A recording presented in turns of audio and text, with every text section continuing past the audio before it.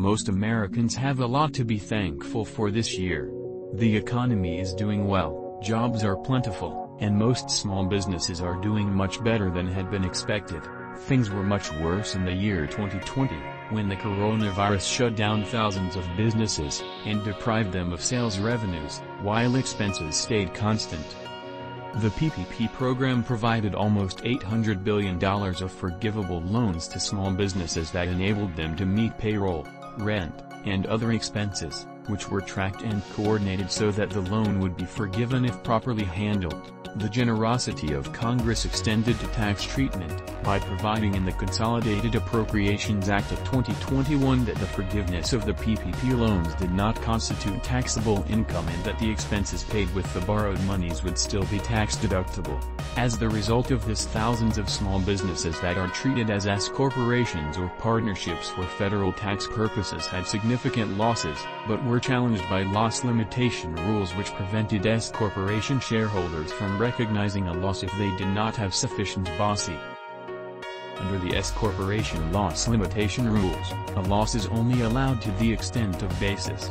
Therefore, the owners could only recognize $50 of the loss, based upon the shareholders having a $50 basis in their stock, and the excess $25 losses carried over to be recognized when the SH. This assumed that the PPP loan was not forgiven in the year 2020, and could not be considered to be forgiven, as basis is increased to the extent of tax-exempt income received via PPP loan forgiveness. Therefore, if the S-corporation in the above example had at least $25 of loan forgiveness in 2020, then the shareholders could take their losses.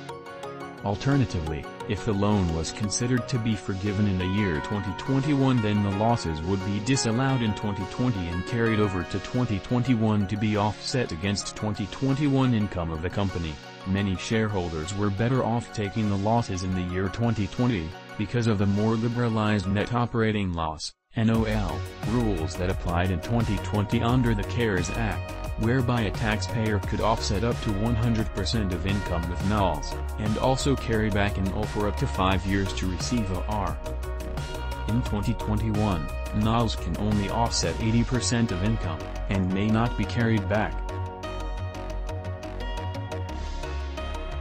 The question of when a loan can be considered to be forgiven for the purposes of providing tax basis remained unanswered until November 18, 2021, when the IRS released Revenue Procedure 2021-48.